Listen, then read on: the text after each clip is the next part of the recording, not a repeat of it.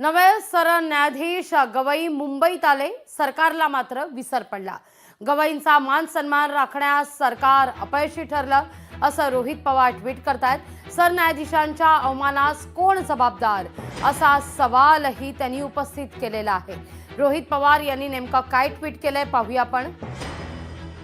देशातील न्यायपालिकेच्या सर्वोच्च पदावर विराजमान होण्याचा सन्मान न्यायमूर्ती भूषण गवई यांच्या माध्यमातून महाराष्ट्राच्या सुपुत्राला मिळाला।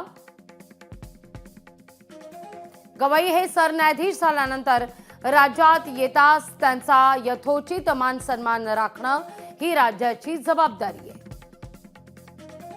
राज्य सरकारला विसर पडणं हे लांछनास्पद आहे असं रोहित पवार ट्विट करतायत। सरन्यायाधीशांच्या अवमानास कोण जबाबदार याची सखोल चौकशी करून त्यांच्यावर योग्य कारवाई करावी अशी मागणी रोहित पवार करतायत।